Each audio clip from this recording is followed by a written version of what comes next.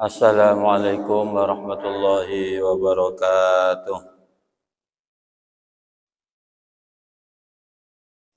Bismillah, walhamdulillah, wassalatu wassalamu ala rasulillah wa ala alihi wa sahbihi wa mawalah. La hawla wa la quwata illa billah, amma ba'du. Yang kami hormati para jemaah salat subuh, jemaah salat subuh rahimakumullah. Alhamdulillah wa syukurillah. Mudah-mudahan salat kita ini diterima oleh Allah Subhanahu wa taala. Man shallat subha jama'atan faka'annama qama al-laila kullahu. Barang siapa yang salat subuh berjemaah, maka pahalanya sama dengan kita salat tahajud semalaman, mengisi ibadah semalam penuh. Jadi cukup dengan berjemaah salat subuh. Mudah-mudahan kita masuk kepada orang-orang yang diterima ibadahnya oleh Allah Subhanahu wa taala. Amin, Allahumma amin.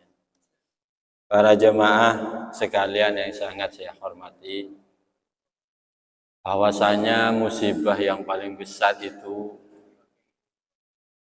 adalah di saat kita kehilangan Allah Subhanahu wa taala. Di saat kita kehilangan agama ini, kehilangan uang, kehilangan jabatan, kehilangan apapun yang kita cintai selain Allah, itu adalah musibah yang sangat kecil sekali. Misalnya kita sekarang sedang menghadapi apa? Menghadapi cobaan dari Allah Subhanahu wa taala. Menghadapi kehilangan apapun. Itu sebenarnya suatu hal yang kecil. Hanya menurut kita adalah sesuatu yang besar. Sebenarnya menurut Allah itu kecil. Yang paling berbahaya, musibah yang besar itu di saat kita kehilangan Allah dari hati kita. Kalau kita kehilangan Allah dari hati kita, maka itu bencana besar yang menimpa. Oleh karena itu, maka biasakanlah diri kita ini untuk selalu bersama dengan Allah Subhanahu wa taala. Para jemaah sekalian yang saya hormati, tidak ada hal yang penting di dunia ini kecuali adalah la ilaha illallah. Kecuali hati kita ini meyakini betul dengan kalimat la ilaha illallah. Meyakini betul dengan arti la ilaha illallah. Tidak ada Tuhan selain Allah. Makanya sampai Nabi Muhammad SAW itu bersabda, "Man qala la ilaha illallah dakhalal jannah." Barang siapa yang mengucapkan la ilaha illallah dakhalal jannah, itu dipastikan masuk surga. Pasti. Kemudian sahabat bertanya, "Wa in zana wa in saraka." Sekalipun berzina ya Rasulullah. Wa in saraka, sekalipun dia pencuri ya Rasulullah. Naam. Wa in zana wa in saraq. Sekalipun dia berzina, sekalipun dia mencuri. Tapi cek coba nih kan. Cek coba. Cek tes. Tes apa ini? Masuk surganya pasti, tapi perseperan nih kan. Jadi kalau kita banyak dosa, ya tentunya kita masih mampir pos 1, pos 2, pos 3, masih banyak pemeriksaan. Tapi kalimat ini sangat penting. La ilaha illallah itu sangat penting. Bahwa sesuatu itu di dalam hati yang diletakkan itu hanya Allah Subhanahu wa taala. Jangan sekali-kali meletakkan sesuatu selain Allah di dalam hati kita. Terus kita hidup di dunia, yaitu semuanya harus berdasarkan Allah Subhanahu wa taala. Jadi la ilaha illallah ini adalah kalimat yang dibawa oleh semua para nabi. Mulai dari Nabi Adam sampai nanti para ulama-ulama pewarisnya para nabi, Ini tentunya yang harus dibawa ke dunia ini, yang harus disebarkan, yang harus didakwakan adalah la ilaha illallah. Bukan yang lainnya. Ini semua, jadi agama itu adalah satu. Wa inna ummatukum ummatan wahidah. Agama kalian itu adalah satu agama, yaitu agama Islam. Satu contoh para jemaah sekalian yang saya hormati. Nabi Musa. Nabi Musa ini wahyu yang pertama diterima oleh Nabi Musa dari Allah seperti yang disebut dalam Al-Qur'an itu. Innani anallah. La ilaha illa ana fa'budni wa aqimis sholata li dzikri. Inna sa'ata atiyatun akadu fiha litujza kullu nafsin bima tas'a. Nabi Musa ini menerima wahyu itu di tengah-tengah hutan. Di tengah-tengah hutan yang tidak ada penduduk sama sekali. Nabi Musa ini kan dulu ceritanya itu buronan. Nabi Musa ini jadi buronannya Fir'aun. Nabi Musa ini dari Mesir dia minta suaka politik ke Madian. Sudah lain kekuasaannya Fir'aun. Jadi Madian ini adalah, andai kata sekarang, sudah negara yang lain. Di Mesir, Nabi Musa ini dikejar-kejar akan dibunuh. Kemudian Nabi Musa pergi melarikan diri ke Madian. Jadi Nabi Musa ini melarikan diri dari Mesir. Pergi sampai ke pinggiran Mesir. Sampai ke pinggiran negara Mesir, Nabi Musa ini ketemu, andai kata sekarang itu ketemu Gojek. Ketemu Gojek.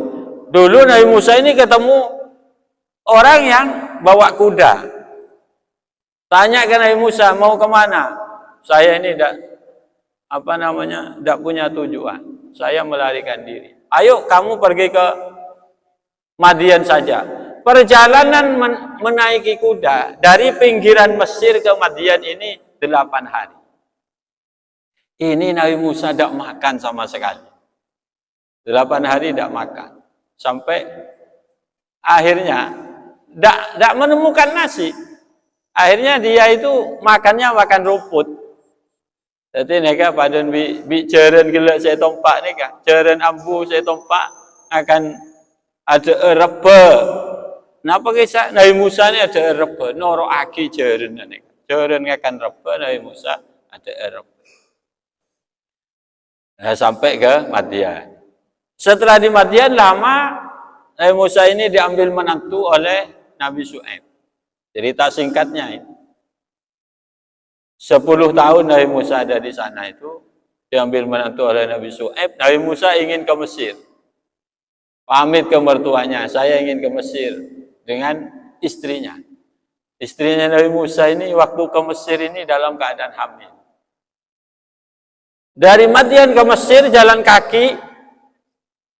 Lama-lama di pertengahan malam Nabi Musa ini bingung arah. Posang cangring betul. Karena di hutan yang jauh tidak ada manusia sama sekali di situ. Nabi Musa kemalaman di situ. Ini istrinya Nabi Musa ini sedang hamil. Sedang hamil mau melahirkan. Di tengah hutan yang gelap gulita. Nabi Musa juga bingung arah, posang cangkring betul. Ada kamar ya, ke laut kamar, ke timur kamar, ini ke tahun nih. Di tengah-tengah hutan ini, istrinya Nabi Musa ini melahirkan.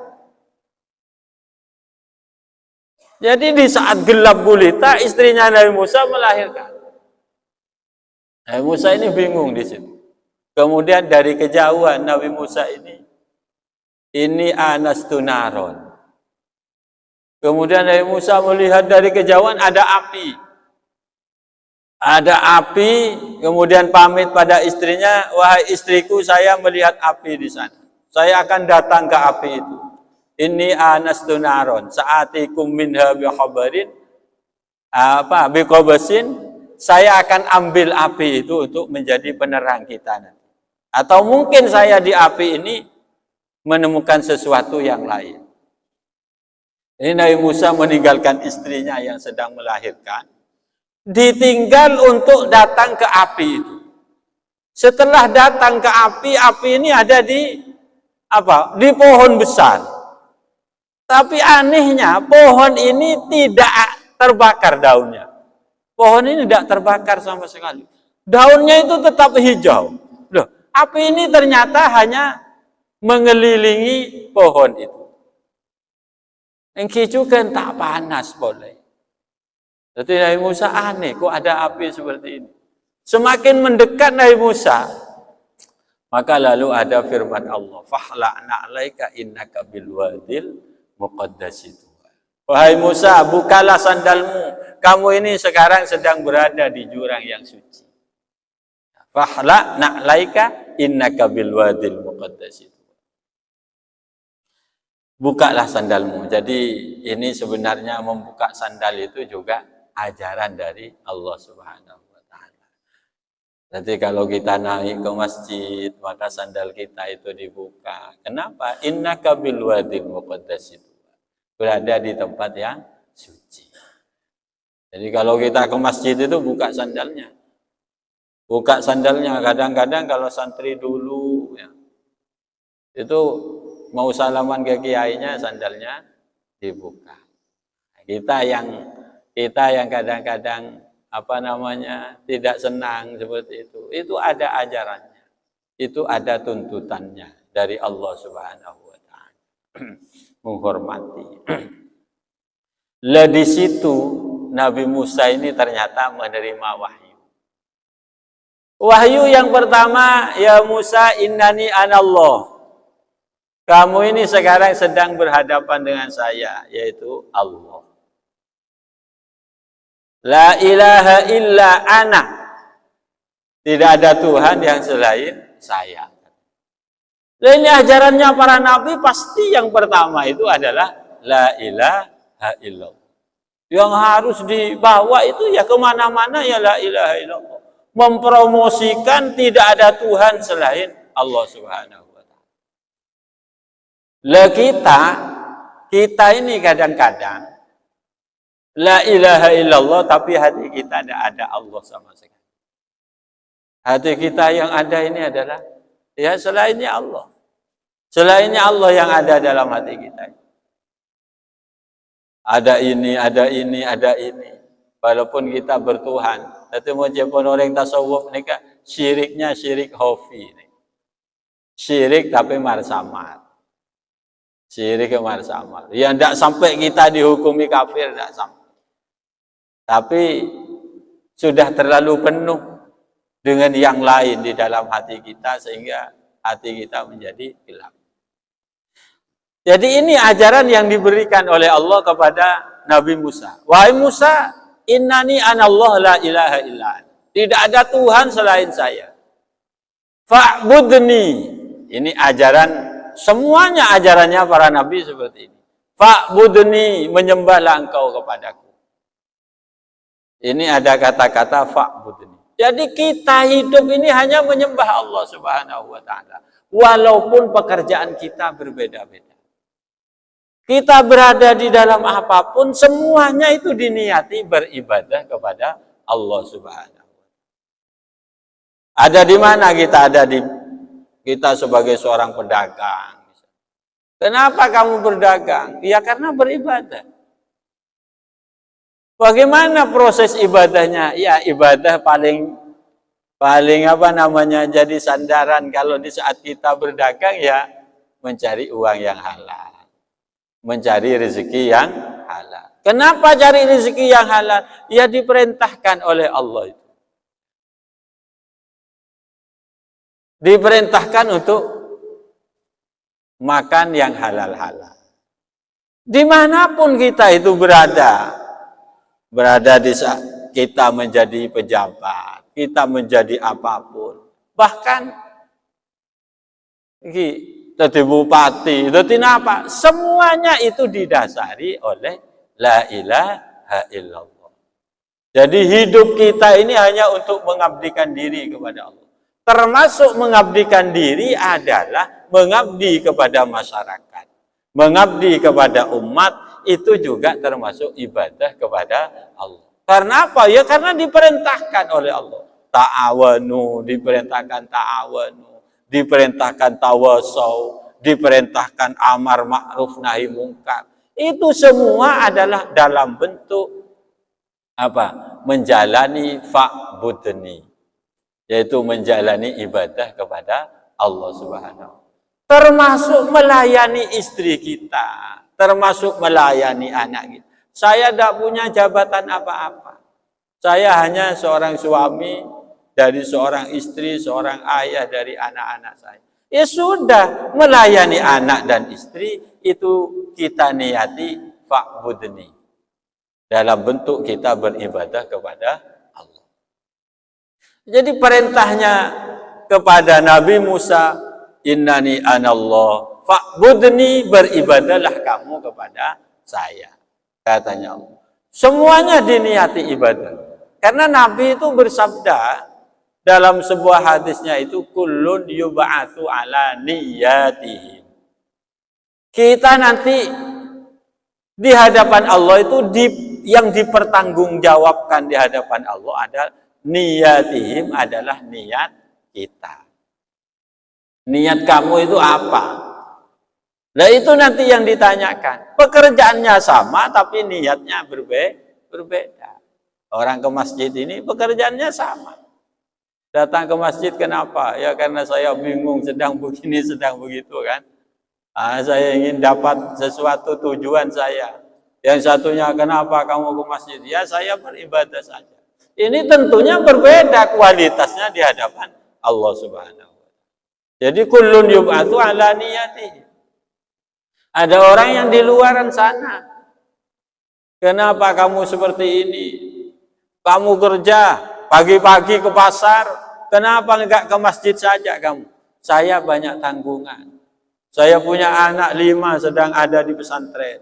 Saya punya anak 5 sedang sekolah sekarang. Saya berusaha untuk bisa membiayai anak saya yang sedang mencari ilmu. Itu beda kan? Mendapatkan pahala juga. Tapi kalau pendorongnya ini ke masjid, pendorongnya hutbud dunya, ya itu tidak ada artinya. Kalau kamu ke masjid ini didorong oleh mencintai dunia. Jadi bukan hanya orang yang ke pasar. Orang yang ke pasar itu bisa mendapatkan pahala yang besar karena niyatihim. Orang yang ke masjid bisa tidak mendapatkan apa-apa karena niyatihim, karena niatnya. Datang ke masjid, ya kita beribadah kepada Allah. Niatnya beribadah, tidak usah diniati yang lain.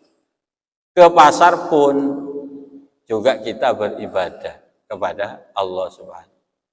Terus bagaimana? Yang penting dalam diri kita itu melawan nafsu kita. Fa'budni, beribadah, semuanya diniati ibadah. Terus dari ayat ini yang disampaikan oleh Allah kepada Nabi Musa, wa aqimis sholata li dzikri. Di sini ada wa aqimis sholat. Padahal sebelumnya sudah ada kata-kata fa'budni. Beribadahlah engkau Musa kepadaku, katanya Allah. Wa aqimis sholat, laksanakan sholat. Sholat ini sudah masuk sebenarnya dalam kata-kata fa'budni. Beribadahlah engkau. Kan sholat itu ibadah. Tapi kenapa oleh Allah di sini wa aqimis sholat, kerjakanlah sholat, wa aqimis sholat. Nah ini nanti ada nilai yang terpenting, ada nilai yang sangat tinggi di saat kita itu sholat. Jadi ibadah, semuanya ibadah, itu tidak ada yang setinggi sholat nilainya di sisi Allah Subhanahu. Jadi as-salatu khairun mawdu' fa'akthirha au aqillah. Fa'akthir au aqillah. Ibadah itu ya salat yang paling baik. Semua ibadah itu tidak ada yang melebihi salat kebaikannya. Dari awal memang diletakkan sesuatu yang baik salat ini. Maka kata Nabi, salat ini baik. Fa'akthir, kamu banyak salat bagus. Au akillah, atau kamu tidak banyak tidak banyak, tidak apa-apa. Yang penting kamu tahu bahwa sholat adalah sesuatu ibadah yang paling tinggi. Rasulullah SAW, sholatnya dari habis isya sampai subuh ini biasa. Sampai kakinya Rasulullah sampai Dorin abid si mancing Rasulullah. Itu semuanya kata Nabi, afala akuna abdan syakura. Saya sholat seperti ini sebagai bentuk rasa syukur saya kepada Allah Subhanahu wa taala. Aqimis sholat. Semuanya para nabi itu dia senangnya sholat. Sukanya itu adalah sholat. Karena ini ibadah tertentu yang diucapkan secara khusus oleh Allah. Bahkan Rasulullah SAW menerima perintah sholat ini langsung berhadapan dengan Allah Subhanahu. Tidak ada syariat yang lain itu yang diperintah langsung Rasulullah dengan Allah Subhanahu. Wa ba'da Isra'in urujun lis sama hatta ra'an nabiyyu rabban kallama min ghairi kaifin wa hisarin waftaro. Dalam cerita Isra Mi'raj, Rasulullah langsung mendapatkan. Yang lain sholat dia melalui malaikat Jibril. Muhammad semakin nekat bi Allah Ta'ala wajib bagi sholat bulan Ramadan.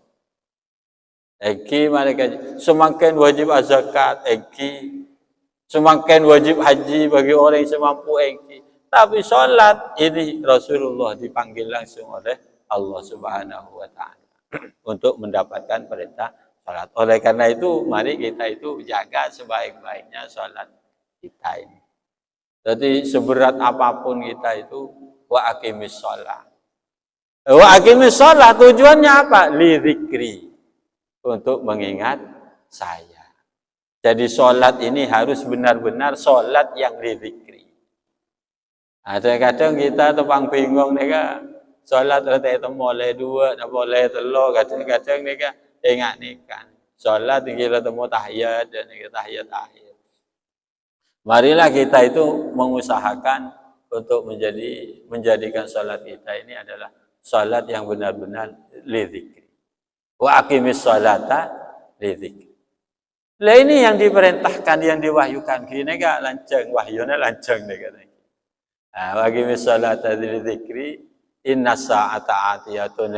Ada beberapa keimanan itu yang inna sa'ata atiyatun. Ada keimanan kepada masmu'at. Keimanan kepada apa yang disampaikan oleh para nabi. Jadi ada iman itu yang harus pakai akal. Ada iman yang tidak perlu pakai akal. Perlu pakai apa? Pakai masmu'at. Kalau disabdakan nabi, disabdakan Al-Quran, kita harus percaya. Inna sa'ata atiyatun, termasuk hari kiamat itu akan datang, itu adalah termasuk sesuatu yang masmu'at. Kita wajib percaya pada hari kiamat. Kenapa? Ya karena itu disampaikan oleh Allah dalam Al-Quran, disampaikan oleh Nabi dalam hadis-hadis. Para jemaah yang sekalian yang saya hormati, Nabi Musa menerima wahyu ini, kemudian oleh Allah diperintah fadhhab ila Fir'aun. Kamu sampaikan ini kepada Fir'aun. Fadhhab ila Fir'aun innahu tagha. Ini tahu saudara sekalian ya. Nabi Musa setelah mendapat wahyu ini langsung pergi ke Mesir. Meninggalkan istrinya di tengah hutan yang melahirkan. Coba nih kan. Mohon bi Allah Ta'ala perintah Nabi ini kita mikirin rajina. Rajinya, istrinya Nabi Musa itu ada di tengah hutan bersama bayinya yang masih baru lahir. Etek dan tek itu kan kakak cuma tak datang kocak. Sampai siang. Wah ini kemenoreng bine bangken nih kak. Wah. Ane kebenar tak eberi nih kita ebeki molek. Orang nak apa jawabnya meelang. Nabi Musa ini langsung pergi. Lupa karena perintah Allahnya langsung fadhhab ila Fir'aun. Kamu pergi ke Fir'aun sana. Ajak Fir'aun itu untuk beriman kepada. Kalau aja. Pada bina nih budin kan. Lalu seperti itu para nabi itu. Tapi istrinya Nabi ya juga begitu. Dan kalau pada bina mangken nih. Istrinya Nabi itu, loh, kamu kakak minta datang, paling kakaknya perintah Allah. Begitu. Tahu ini saudara ya, istrinya Nabi Musa ini ada di hutan, ditinggal seperti ini, lama-lama itu udah cecang ring meture ketemu ini ketemu ring ngare. Aduh, mek bodo ring bini bi bejing cang ring ngare neka. Kemudian didatangi, sampean siapa? Tanya ki kula neka istrinya Nabi Musa, istrinya Musa. Kilo Nabi kieu tahu ning rajin nih kejak Nabi Musa lo tadi Nabi kan gelek nika. Saya istrinya Musa. Terus putran saya sampean, putrana Nabi Su'aib. Oh ini orang baru. Tuh, putra Nabi Su'aib boleh dinak tuh. Neka. Akhirnya ya ini dibawa pulang ini oleh pengembala tadi itu. Ring tokang ngare ini sampai boleh ya terakhir kan ring sepon. Padahal sudah perjalanan jauh. Nabi Su'aib orang Madian Eki. Sore sampai dia terakhir ini gula kagas. Dia dibawa. Lebih memoleh kamu lagi lebih. Tahu nih bagus jang elang lagi kuda. Engki jarang Nabi Su'aib lagi. Jadi laki ni kayak ngoleh tugas dari Allah. Terus Nabi Musa ketemu istrinya ini kapan? Ketemu istrinya setelah selesai dengan Fir'aun. Jadi Fir'aunnya mati, kalah dengan Nabi Musa, tenggelam di lautan. Sudah semua selesai tugasnya Nabi Musa ini, barulah Nabi Musa ini ketemu dengan istrinya. Kere, lali, ping lemangkat cepon Nabi Su'aib, lakin saya dekat lemari lah. Sudah kamu pergi ke sana menjemput suami. Lah itu para nabi ini kebenar pahman nyaman lagi. Berat nabi ini kebenar. Berat. Jadi bahkan di buru neka, mau pas sampean neka dak neka tak pikir pikiran lagi. Paling letak antar letorotkan dak neka. Bini neser katanya kita. Nah makanya kembali kepada yang tadi, bahwa kehidupan ini hanya semuanya semata-mata karena Allah. Kita mencintai istri kita karena Allah. Kita juga mendidik istri kita hanya karena Allah, bukan karena nafsu kita. Namun karena nafsu tak etorok nih kayak kamu. Ini karena nafsu nih kamu. Marilah kita mendidik dengan baik. Juga karena Allah. Jadi para jemaah sekalian yang saya hormati, maka marilah kita menanam kalimat la ilaha illallah di dalam hati kita ini terus dengan ikhlas, kita tetap bersosial sebagaimana biasanya. Yang berdagang ya silahkan berdagang, yang pejabat silahkan, tetapi mari tanam di dalam hati kita semuanya ini hanya karena Allah Subhanahu wa taala, kullun yub'atsu ala niyatihi. Bagaimana kita mempertanggungjawabkan apapun yang kita kerjakan ini nanti di hadapan Allah, itu semuanya tanggung jawabnya baik karena niat kita yang baik, karena niat kita yang karena Allah Subhanahu wa taala. Para jemaah sekalian yang saya hormati, mungkin sekadito yang bisa saya sampaikan, mudah-mudahan kita menjadi orang-orang yang baik, orang menjadi ibadillahi sholihin, menjadi hamba-hamba yang diakui sebagai hambanya oleh Allah Subhanahu wa taala, sehingga kita nanti bertemu dengan Allah dengan penuh kebahagiaan. Amin Allahumma. Ampun lagi, boleh saya bertanya?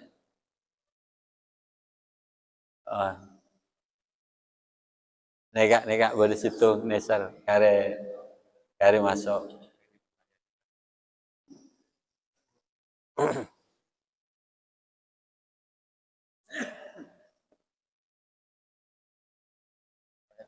Waalaikumsalam saya. Thank you. Ning soto. Soto.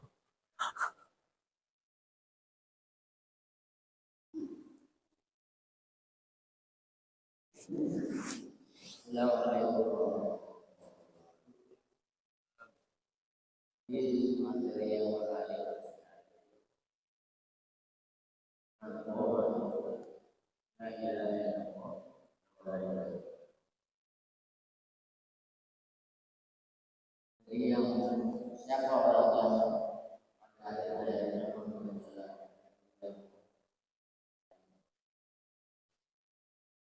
ini yang saya tanyakan pertama, bagaimana kalau bukan kalimat saya Allah akhir ayat atau subhanallah bukan kalimat lain. Kemudian yang kedua, bagaimana kita misalnya tidak sopan membaca la ilaha illallah sama sekali tidak sopan. Itu apa kata Rasulullah?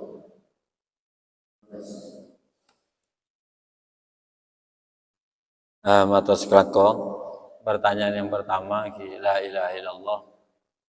Sebenarnya la ilaha illallah ini kan tidak harus dibaca di akhir hayat kita. Tapi yang jelas kita pernah mengucapkan la ilaha illallah dengan ikhlas. Maka itu akan menjadi penyelamat kita.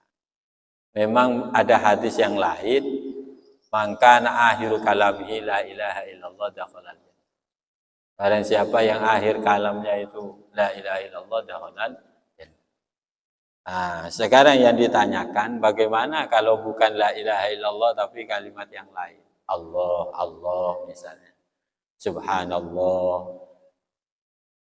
Nah, itu kalau hadisnya ya la ilaha illallah. Tapi apa yang dikerjakan Nabi itu juga bukan la ilaha illallah. Justru Nabi itu fi akhir hayatihi yang diucapkan Nabi itu adalah ar-rafiqil a'la. Ar-rafiqil a'la. Itu yang didauhkan Nabi di saat beliau akan meninggal. Apa ar-rafiqil a'la? Ya Allah artinya. Jadi kalau ditinjau dari ini, maka tidak harus kalimat la ilaha illallah. Kita mengucapkan Allah, kita mengucapkan Ar-Rahman. Bahkan dianjurkan kalau oleh ulama-ulama Jawa, ya, ulama-ulama yang alim-alim, jangan la ilaha illallah, Allah Allah saja. Ada yang begitu. Kenapa Kiai? Karena takut nanti la ilaha mati katanya. Jadi sebelum sempat mengucapkan Allah, la ilaha. Kalau la ilaha kan tidak ada Tuhan. La ilaha mati. Jadi di saat dirinya mengatakan la ilaha. Tapi misalnya kejadian seperti itu, la ilaha mati, itu tidak dianggap kafir karena ada niatan untuk sampai kepada Allah. Jadi kita tak penapa mengucapkan Allah Allah itu atau Ar-Rahman Ar-Rahim. Yang penting kalimat Allah,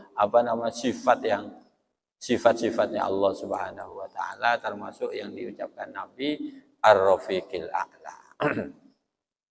Terus apakah kalau tidak mengucap la ilaha illallah itu tandanya su'ul khatimah? Ya tidak juga. Tidak termasuk seperti itu. Asalkan tidak ada tanda-tanda dia mengucapkan kalimatul kufri, maka kita berhusnudzon bahwa dia mati husnul khotimah. Mati husnul khotimah itu apa? Mati membawa iman. Jadi matinya membawa iman dan Islam. Membawa iman. Jadi al-muttaqin. Matinya muttaqin. Yang dimaksud orang takwa itu ya orang yang takut kafir. Bukan takwa ini bukan harus hosok, doneka. Muttaqin itu orang yang takut, artinya takut kepada kekafiran. Sehingga dia matinya tetap dalam keadaan beriman. Kayak gitu.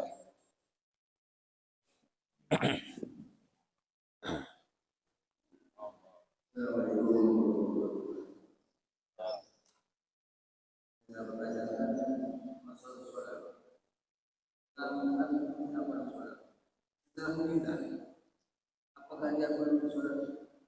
Tapi ada kata-kata mengatakan seseorang yang penting jatuh pada baca salat. Walaupun dia tidak boleh bersolat.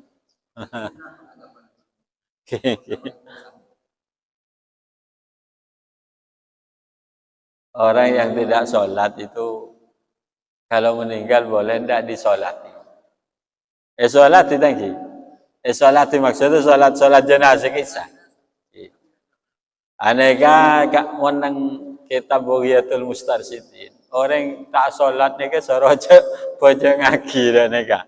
Perintahna ulama tadi. Ada ulama yang berpendapat kalau orang yang tidak sholat ya usah jangan disolati.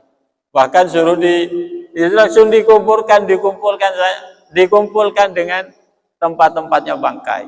Itu katanya ulama. Tapi ada ulama sebagian yang tetap harus disolati karena itu muslim. Kenapa tadi itu keras? Karena memang tidak ada bedanya antara orang Islam dan orang kafir illa sholat. Yang membedakan ini Islam apa ini kafir, itu perbedaannya adalah di sholat. Orang yang sholat pasti Islam. Orang yang tidak sholat, nah ini tak temu. Selain sholat itu tidak ada perbedaan antara orang Islam dan orang kafir. Orang kafir puasa, orang Islam puasa, orang kafir ada puasanya. Bahkan sampai nyepi barang kan dan ya kan Hindu kisah. Orang Islam sedekah, orang kafir sedekah. Ada orang Islam sedekah zakat. Orang kafir apa tidak sedekah? Ya sedekah juga. Tidak ada perbedaannya antara Islam dan kafir illa sholat. Kecuali sholat. Maka kalau orang kafir tidak sholat. Oleh karena itu, dia itu secara zahir dihukumi kafir, maka tidak usah disolati. Ini sebagian ulama yang keras-keras mengatakan seperti itu. Terus ya ada ulama yang tetap harus disolati, dia itu muslim. Dengan mengucapkan syahadat, dengan mengucapkan kalimat la ilaha illallah. Kemudian ada ulama yang menengah-nengai. Yang nyolati yang jelek-jelek saja katanya. Artinya jangan ulama. Ulamanya jangan. Jadi yang enggak baik saja yang nyolati. Artinya orang sudah pada biji ada nih kan. Saya apa jangan. Neka. Jadi ada yang seperti itu. Tapi budaya kita itu beda. Budaya kita, budaya Indonesia. Budaya Indonesia itu ya harus ada yang nyolati, ustadznya ada yang datang, tapi tidak boleh datang semua. Nanti ada orang yang tidak sholat, kiainya datang semuanya untuk nyolati. Itu tidak bagus juga. Kenapa? Karena ada anggapan, berarti dianggap kiai ini, ternyata kiainya tidak apa-apa katanya kiainya. Jadi bagaimana? Sebaiknya hanya satu orang ustadz, satu orang kiai yang datang untuk menjaga keimanan keluarga yang lain. Umpah tadi sedatang akhirat, letak usah kiaian sedikit dulu, takut ada kata-kata yang seperti itu. Jadi harus tetaplah kita itu yang datang sholat, kiai yang datang untuk menjaga keimanan keluarga yang ada di sana. Biar yang lain, artinya yang keluarga yang ditinggal, biar merasa tenang, juga biar tetap menjaga keimanannya kepada Allah. Mungkin saya dinto. Bismillahirrahmanirrahim. Alhamdulillahirabbil alamin. Allahumma shalli wa sallim ala Rabbana fa'na bima 'allamtana rabbil alamin. Fa'na faqina faqina wa qarabatina. Rabbi faj'al mujtama'ana wa ayatu husnul kitabatina. Rabbana atina fid dunya hasanah. Sallallahu alaihi wasallam Muhammadin alaihi wasallam. Alhamdulillahirabbil alamin. Demikian dari kami, kurang lebihnya mohon maaf. Akhiran, wassalamualaikum warahmatullahi wabarakatuh.